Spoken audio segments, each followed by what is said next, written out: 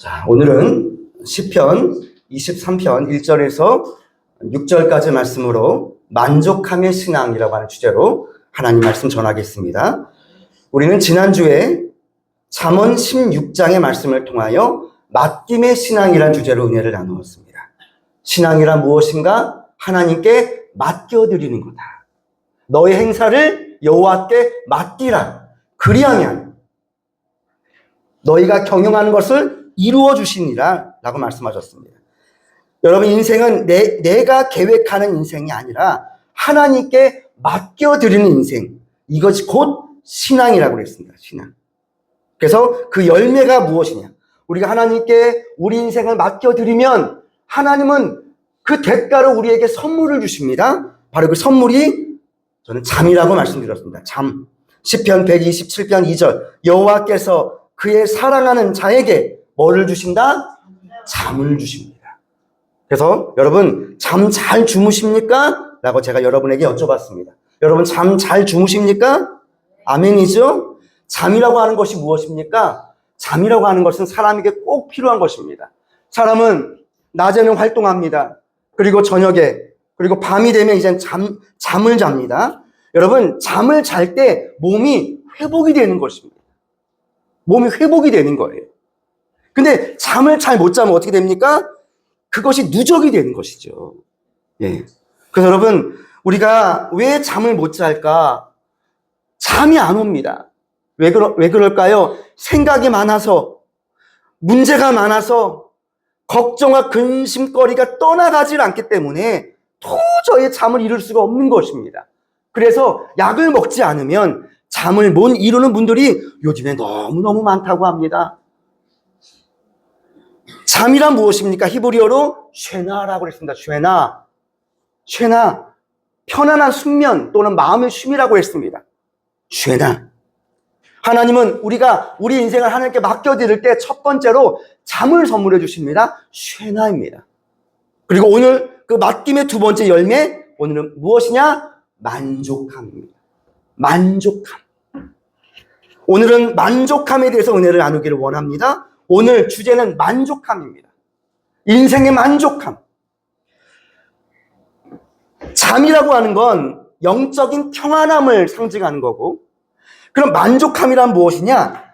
내가 상대방과 누구와의 관계에서 내가 비교를 멈추는 것입니다. 사람은 비교하면서 인생을 삽니다. 비교가 문제입니다, 여러분. 비교.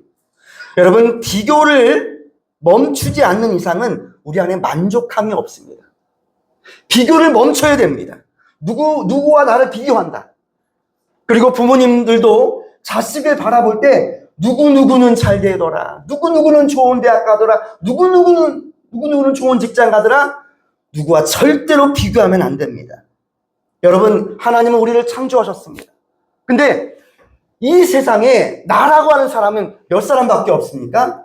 한 사람밖에 없습니다. 저는 너무 신기한 게 있습니다. 바로 뭐냐? 사람은 생김새가 다 다릅니다. 전 세계 80억 인구 중에 똑같은 사람 한 사람도 없습니다. 닮은 사람은 있습니다. 닮은 사람. 네. 여러분, 저 누구 안 닮았습니까? 저 옛날에 남궁현 닮았다는 소리 들었습니다. 여기 젊은 분들은 남궁현 잘 모를 거예요. 여러분, 닮은 사람이 있습니다. 그러나 똑같은 사람은 없습니다. 이란선 쌍둥이도 가만히 유심히 보면 다릅니다. 그리고 또 하나, 목소리가 다 달라요. 어쩌면 그렇게. 여러분, 이것이 우연일까요? 아니에요. 누군가 계획해서 만드신 거예요. 그래서 여러분, 날아가는 존재는 아주 독특한 존재입니다. 이 세계 한 사람밖에 없는 유일한 존재입니다. 그래서 여러분, 누구와 절대로 비교하면 안 됩니다. 오늘 본문 시편 23편은 우리가 너무나도 우리에게 익숙한 말씀입니다. 시편 23편의 이 말씀은 너무나도 많이 읽은 말씀입니다. 그런데 여러분, 이런 말씀일수록 더 조심해야 됩니다. 왜냐하면 내가 저 말씀을 내가 다 안다라고 생각을 하거든요. 왜? 많이 봤기 때문에, 많이 읽었기 때문에. 정작 가장 중요한 고백은 놓치고 지나갈 수가 있기 때문에 우리는 굉장히 조심해서 이 말씀을 읽어야 됩니다. 오늘 다윗의 고백은 이것입니다. 우리 한번 말씀 볼까요? 자, 시편 24편 1절을 한번 큰 소리로 읽어주십시오. 자, 시작. 여호와는 나의 목자시니 내게 부족함이 없으리로다. 여호와는 나의 목자시니 내게 부족함이 없다 하고 다윗은 고백하고 있습니다. 그런데 여러분, 우리에게 솔직하게 한번 물어봅시다. 여러분, 정말 부족한 것이 없으십니까? 통장 계좌를 열어보잖아요. 그럼 부족함 투성입니다. 거기에 공 한 개만 더 있었으면, 거기에 공 두 개만 더 있었으면 은행빚 갚기도 버겁습니다. 자동차는 이미 연식이 오래되고 키로수를 많이 타서 이미 낡았고, 몸은 여기저기 아픕니다. 날씨가 부져보십시오. 흐려보십시오. 허리가 아프기 시작합니다. 자식 걱정, 부모 걱정. 저도 저희 큰애가 GP로 배정받았습니다. 그것도 강원도 철원입니다. 할렐루야. 철원. 저는 옛날에 제가 군부대에서 저는 2군단 춘천에서 저는 근무했거든요. 거기도 강원도예요. 근데 제가 속으로 하나님께 기도드린 적이 있어요. 하나님 감사합니다. 왜 감사하냐? 철원으로 안 간 게 감사합니다. 그래도 철원은 좀 더 위에 있거든요. 춘천은 좀 밑에 있고, 하나님 춘천으로 가게 하시니 감사합니다. 그랬거든요. 근데 정작 제 아들이 철원 갔습니다. 이걸 어떻게 해야 됩니까? 그리고 부모님 걱정. 우리 부모님이 너무나도 아프십니다. 병원에 너무 많이 입원하십니다.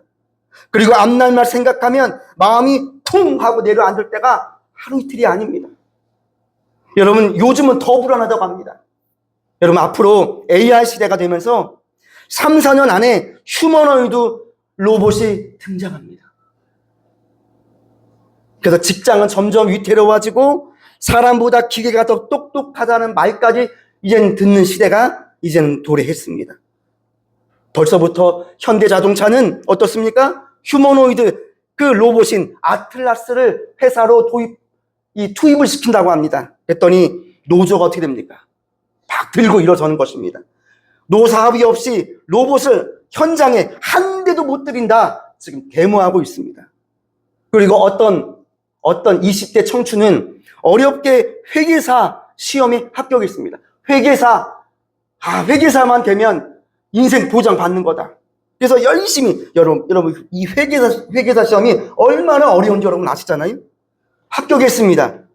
그래서 너무나도 기뻐서 막 좋아했습니다. 근데 신입사원을 뽑지를 않습니다. 그래서 어떤 청년은 이력서를 100개를 냈어요. 회사에. 근데 아직도 취업을 못하고 있습니다. 여러분, 세계경제포럼 보고서를 보면 앞으로 AI와 자동화 기술로 인해서 2030년까지 전 세계에 약 1,400만 개의 일자리가 사라질 수 있다고 하는 전망이 나왔습니다. 여러분, 옛날에는 어떻습니까? 우리 학생들 열심히 공부해서 좋은 대학교 들어가서 의사, 변호사, 회계사 되면 된다라고 배웠습니다. 근데 이제는 이 일도 곧 AI가 대체하는 시대가 된다는 것입니다. 그래서 이 컴퓨터 앞에서 일하시는 분들 있잖아요. 그런 분들은 다 그 대상이라고 하는 것이죠. 자, 이렇듯 오늘날 우리 삶 속엔 걱정과 염려와 문제 등등 부족한 것이 참 많은 것 같습니다. 그런데 오늘 다윗은 뭐라고 고백하고 있습니까? 내게 부족함이 없으리로다, 이렇게 고백하고 있는 거예요. 여러분, 이 말씀 속에 여러분 비밀이 숨겨 있습니다. 영적인 비밀, 그 만족함을 얻을 수 있는 영적인 비밀이 오늘 이 말씀 안에 숨어 있습니다. 저희는 오늘 그 말씀을 캐려고 합니다. 마치 금방을 캐듯이. 자, 그 비밀을 알려면 제일 먼저 알아야 될 것이 있습니다. 바로 첫 번째 말씀 이제 들어갑니다. 욕망과 희망의 차이점을 알아야 합니다. 뭐와 뭐를 알아고요? 욕망과 희망의 차이점입니다. 여러분, 욕망과 희망은 얼핏 보기에는 비슷하게 보입니다. 그러나 결과는 완전히 다릅니다. 욕망과 희망은 얼핏 보면 비슷해요. 자, 무언가를 바란다는 점, 무언가를 갖고 싶어 한다는 점, 무언가를 이루고 싶어 한다는 점은 똑같습니다. 그러나 욕망과 희망은 그 뿌리와 열매가 완전히 다릅니다. 자, 우선 필요라고 하는 측면에서 한번 보겠습니다. 필요. 자, 희망이라고 하는 건 뭐냐? 내게 필요한 것을 바라는 거예요. 이게 희망입니다. 내게 필요한 것을 바라는 거예요. 그러나 욕망은 그렇지 않습니다. 욕망은 필요 그 이상을 말하는 거예요. 그 이상을 탐하는 거예요. 이게 욕망입니다. 목마른 사람은요, 자, 내가 지금 목이 말라요. 그러면 이 물 한 잔을 바라는 거예요. 이게 희망입니다. 갈증이 해소가 됐다. 네. 이게 희망인 거예요. 근데 욕망이란 뭐냐? 내가 이미 목을 축였습니다. 근데 옆에 보니까 더 많은 물이 있는 거예요. 그거 빼앗는 거예요. 그게 욕망입니다. 희망은 남에게 피해를 주지 않고 우리 함께 유익을 구하는 거예요. 그러니까 희망은 함께 가는 거예요. 함께. 그러나 욕망은 어떻습니까? 남에게 피해를 주면서 자기 만족을 구하는 것입니다. 이것이 욕망입니다. 그래서 욕망 안에는 뭐가 있다? 이기적인 욕심이 있는 것입니다. 내가 어떤 사람을 사랑합니다.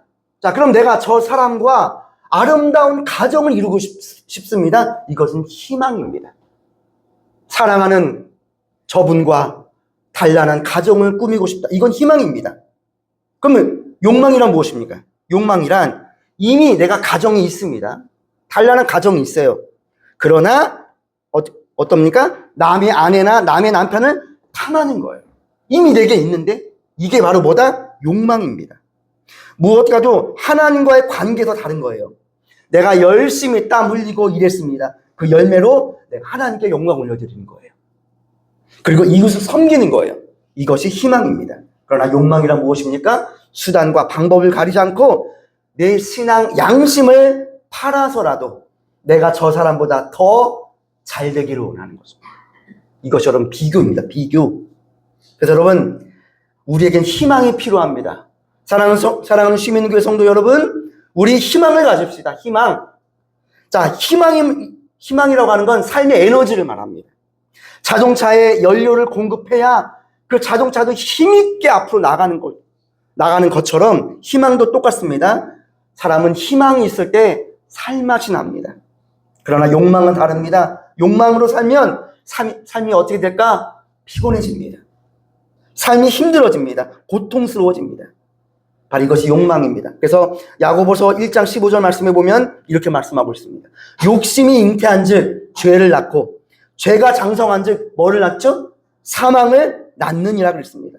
그래서 여러분 사람이 욕망이 생기면 자연스럽게 뭐가 생깁니까? 죄가 생기게 되어 있습니다. 그러면 그 죄가 생기면 어떻게 됩니까? 결국 그 죄 때문에 망하게 된다라고 하는 것입니다. 한 가지 예를 들어보겠습니다. 여러분 우리가 매일 쓰는 스마트폰이 있습니다. 여러분 스마트폰.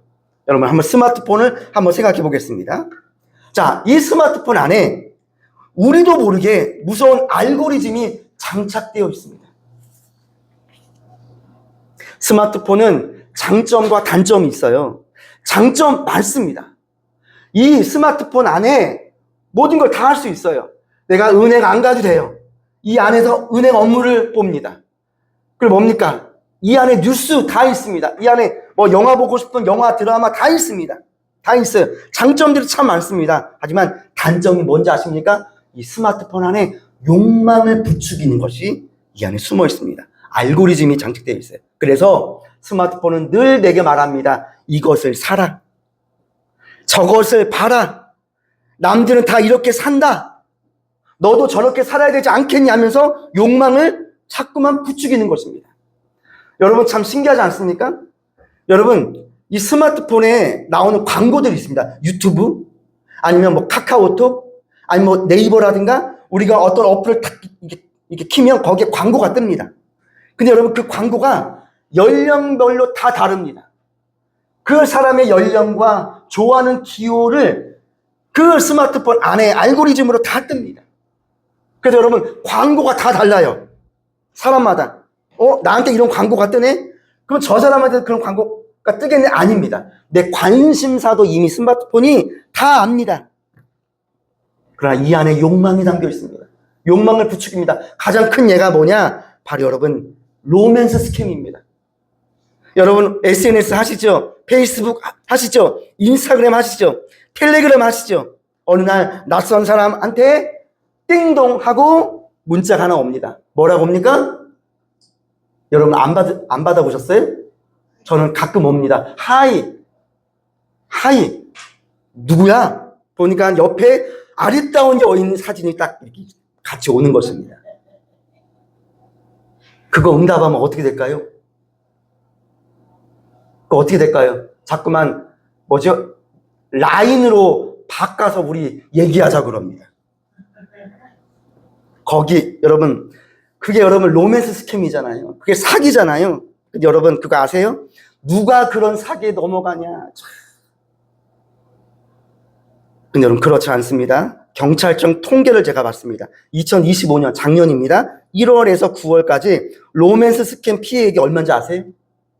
우리 대한민국 1,000억입니다. 1,000억입니다. 아유, 누가 그런데 속아? 여러분, 어떤 낯선 사람한테 여러분이 막 이렇게 말 걸고 인사하잖아요. 차단해 버리십시오.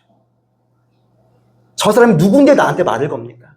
다 물어보면 뭐 외국에 사는 사람인데 제가 이번에 한국에 들어가게 됐습니다 하면서 뭐 한국에 들어가려고 하는데 뭐 어쩌고 저쩌고 하면서 결국 그거 사기잖아요. 근데 여기 넘어가는 사람들이 그 금액이 1,000억이 넘는다 그래요. 여러분 그러면 사람들이 거기에 왜 속을까요? 왜 속을까요? 여러분 돈 때문이 아닙니다. 왜 속은지 아십니까? 외로움 때문에 그렇습니다. 외로움. 여러분 요즘에 외로운 사람들이 많습니다. 그리고 또 하나 욕망 때문에 그렇습니다. 어떤 사람은 페이스북에 제가 영화배우 이정재라고 누가 문자가 왔대요. 여러분 오징어 게임 이정재 아시죠? 영화배우 이정재라고. 그래서 처음엔 안 믿었대요. 근데 이정재 막 사진을 거기다 올리는 거예요. 막 실제로 제가 병원에 입원했습니다 하면서 어머 영화배우 이정재가 어머 나한테 말을 걸어왔네 막 그러면서. 근데 결국은 어떻게 됐을까? 그 사람한테 3억을 뜯겼습니다. 우리가 생각할 때는 말도 안 되죠. 어떻게 그 속냐? 여러분 그렇지 않는다니까요. 아주 교묘하게 속습니다. 그래서 여러분 이거 뭐 다 아시는 얘기지만 엉뚱한 사람한테 이상한 문자 온다? 바로 차단하시길 축복합니다. 여러분 다 하고 계셔서 그러는 거죠? 여러분 그래서 중요한 건 이 욕망을 잡는 게 아니에요. 욕망을 잡는 게 아니라 그럼 뭘 잡아야 되냐? 욕망이 자라나지 못하는 환경을 만들어야 돼요. 욕망. 내 안에 욕망이 있거든요. 바퀴벌레는 골칫덩어리입니다. 근데 내가 어느 집으로 딱 이렇게 이사를 했습니다. 근데 바퀴벌레가 한 마리가 보여요. 근데 바퀴벌레가 크네요.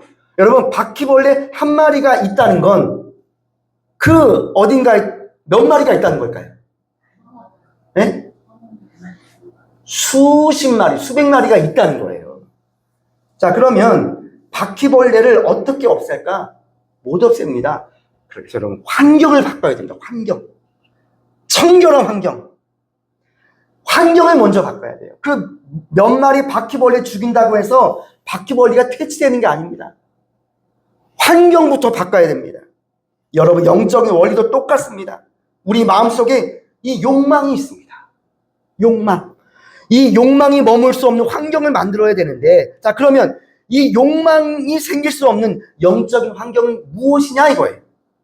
바로 오늘 바로 그 해답이 바로 오늘 말씀에 나와 있어요. 1절에 여호와는 나의 목자시니 내게 부족함이 없으리로다. 여기서 부족함이 없다는 것에 우리는 집중해야 됩니다. 부족함이 없다.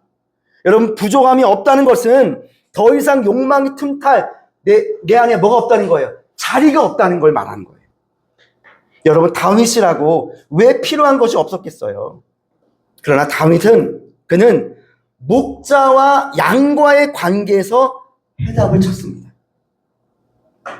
자 오늘 말씀해 보면 자 여호와는 나의 목자시니 그랬어요. 목자다. 목자기 때문에 내게 부족함이 없다 그랬어요. 이건 바로 뭡니까? 목자와 양과의 관계를 이 다윗이 깨달았던 거예요. 여러분, 참된 만족이라고 제가 이따가도 말씀드릴 건데, 우리 안에 만족이라고 하는 것은요, 이거는 내가 아무리 만족하려고 해도 이게 잘 안 됩니다. 왜? 부족한 게 많기 때문에 그래요. 그런데 다윗은 인생의 모든 부족함의 문제가 바로 목자와 양과의 관계에서 해결된다고 하는 이 말씀을 깨닫게 됩니다. 오늘 저는 그거를 여러분에게 은혜를 나누기를 원하는 거예요. 이 안에 영적인 비밀이 있습니다. 자, 그럼 첫 번째는 바로 뭐냐? 이것입니다. 여러분, 크게 한번 따라해 보실래요? 나는 양입니다. 이것이 첫 번째 말씀입니다. 다윗은 소년 시절 때 직업이 뭐였습니까? 목동이었습니다. 목자였어요. 그래서 늘 양들과 함께 했습니다. 그래서 양들과 함께 하면서 양들을 먹였고, 양들을 지켰고, 양들을 보살폈습니다. 누구보다 다윗은 양에 대해서 잘 알았던 사람입니다. 그런데 이 시를 쓸 때 다윗은 목동이 아닙니다. 이스라엘의 왕입니다. 이 시편 23편 이 시를 쓸 때 바로 다윗은 왕의 신분이었어요. 근데 왕인데 언제 때 이 시를 썼냐? 노년에 썼어요. 산전수전 다 겪고 공중전까지 다 겪고 모든 적을 제압하고 최고의 권력을 잡은 왕이었어요. 세상의 눈으로 보면 다윗은 양이 아닙니다. 정글의 왕 사자와 같은 존재였어요. 어떻게 다윗 왕이 양이 될 수가 있어요? 그런데 다윗이 인생의 노년에 이르러서 자기 인생을 딱 이렇게 지나온 삶을 되돌아보니까 이걸 깨달았습니다. 아, 나는 목자가 아니었구나. 나는 양이었구나. 이걸 깨닫게 됩니다. 도대체 다윗은 양의 어떤 모습을 보았기에 이런 고백을 했을까? 다윗이 목동이었기 때문에 여호와는 나의 목자시니 내게 부족함이 없다. 우리 하나님을 목자라고 하는 표현을 쓴 거예요. 왜냐하면 목동이었기 때문에 그래요. 자, 그러면 양의 어떤 모습을 보고? 바로 첫 번째는 뭐냐면 양은 지독한 근시입니다. 근시. 여러분, 우리 시력에 보면 근시가 있고 원시가 있고 난시가 있습니다. 여러분들은 근시입니까? 원시입니까? 저는 근시입니다. 자, 저는 가까운 건 잘 보입니다. 하지만 먼 건 보이지 않습니다. 근데 저희 집사람은 가까운 게 잘 안 보인다고 합니다. 먼 건 잘 봅니다. 옛날에 저희 집사람이 시력이 2.0 그랬거든요. 그래서 몽골 처녀. 소머즈 아세요? 소머즈? 뚜뚜뚜뚜 하면서 저기까지 다 보는 거? 저희 집사람이 그랬습니다. 근데 저 사람도 나이 먹으니까 점점 시력이 안 좋아졌다고 하더라고요. 여러분, 양은 그럼 뭐냐? 근시예요. 자, 원시는 뭘까요? 원시. 먼 게 잘 보이는 거예요. 그리고 가까운 게 안 보이는 거예요. 그러면 여기도 문제. 난시는 뭘까요? 난시는 가까운 것도 먼 것도 어때요? 찌그러져 보이는 거예요. 근데 양은 뭐다? 근시다. 자, 근시라고 하는 건 가까운 것만 보고 먼 건 못 보는 거. 이게 근시예요. 여러분, 양은 근시인데 그것도 지독한 근시입니다. 그래서 양은 특징이 있습니다. 시력이 아주 나쁘기 때문에 코 앞에 있는 것만 봅니다. 코 앞에. 그리고 10m, 20m 떨어진 거는 절대 내다보지 못합니다. 그래서 목자가 없으면 눈앞에 풀만 뜯어먹다가 엉뚱한 길로 잃어버리는 거예요. 이게 양의 특징입니다. 바로 다윗은 이걸 깨달았던 거예요. 다윗은 한치 앞을 모르는 인생. 사울 왕에게 쫓길 때 내일 당장 죽을지 살지 알 수 없는 불안한 나날의 연속이었거든요. 바로 여기서 깨닫게 되는 거예요. 아, 내가 목자가 아니라 양이었구나. 자, 두 번째 양의 특징은 뭐냐면 양은 철저하게 무방비 상태입니다. 여러분, 자연계의 동물들을 보십시오.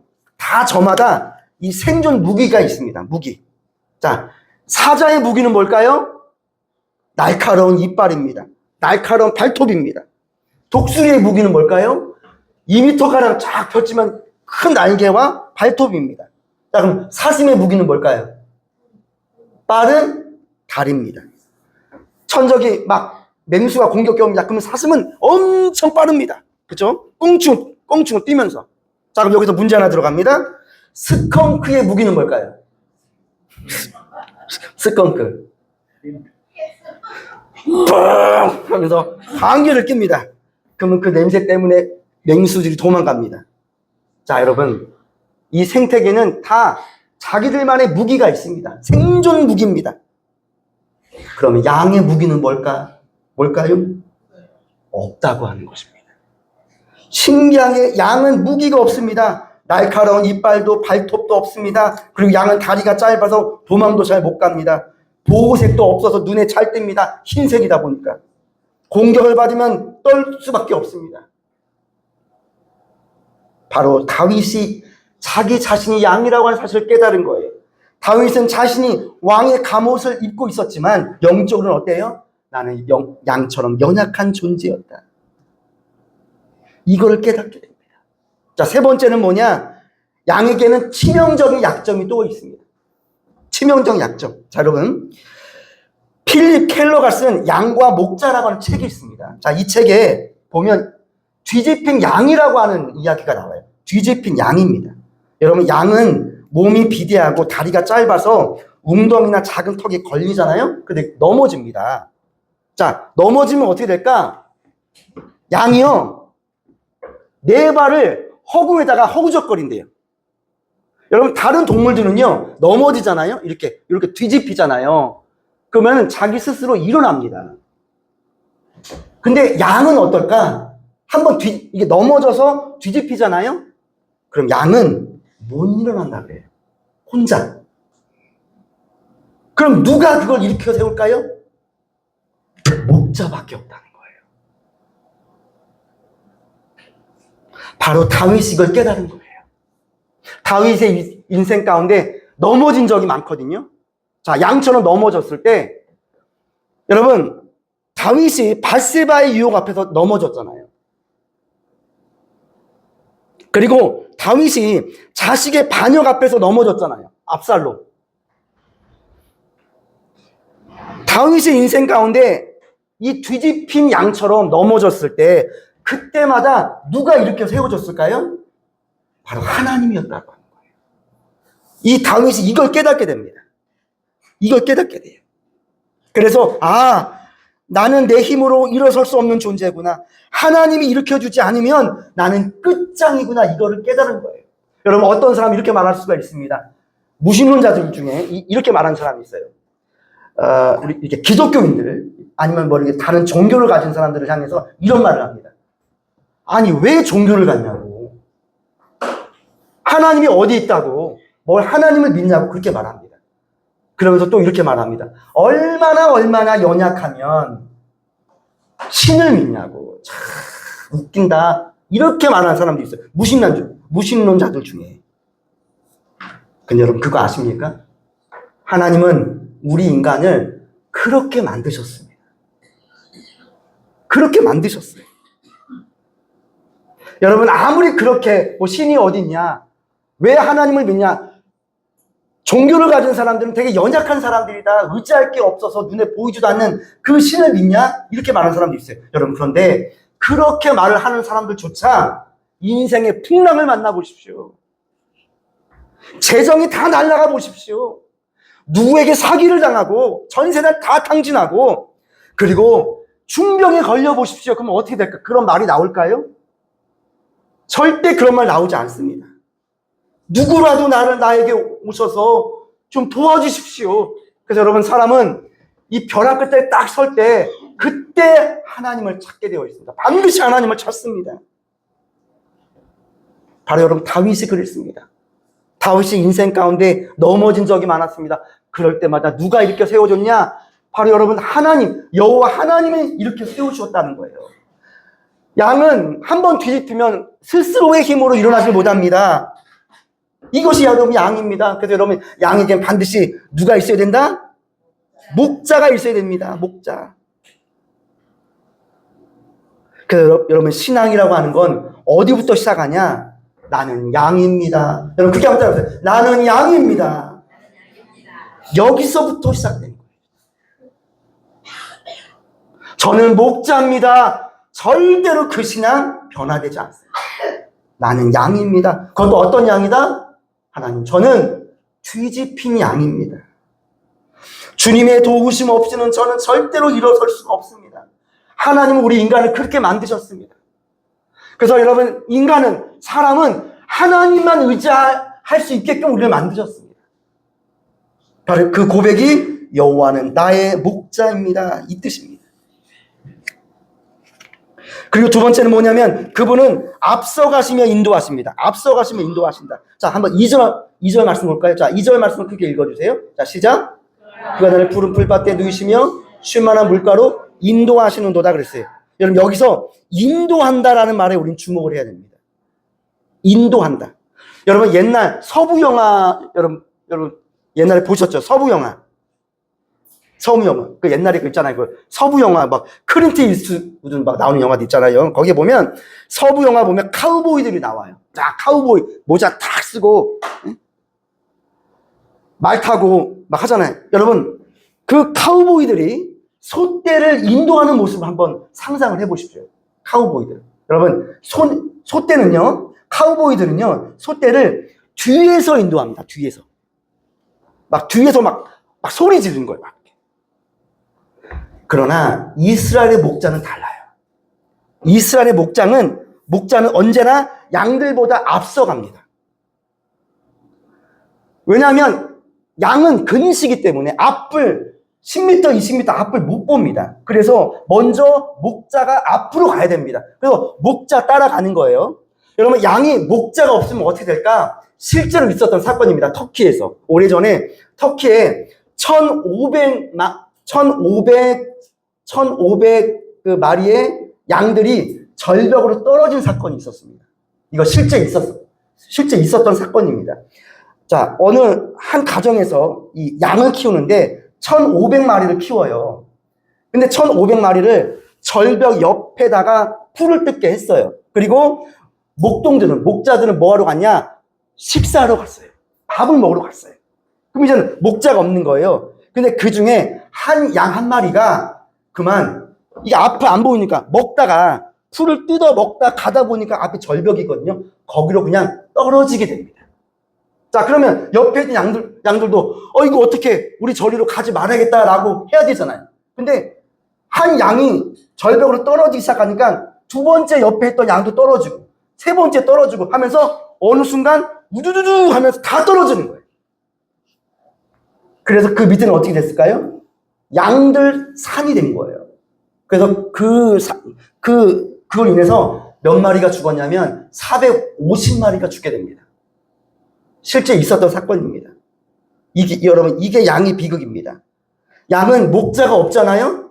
그러면 어디로 가야 될지도 모릅니다. 그래서 여러분, 목자는 앞으로 가는 거예요. 그래서 예수님께서 이렇게 양들을 이끄실 때 그런 사진들 있죠? 예수님이 앞장서서 가시는 거예요. 여러분, 이게 목자입니다. 하지만 여러분, 이 세상을 보십시오.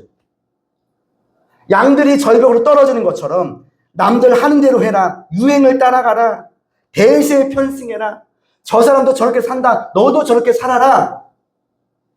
세상은 우리에게 이렇게 말을 합니다. 이런 조그마한 죄 아무것도 아니야. 다 그렇게 살아. 그러니까 너도 그렇게 살아.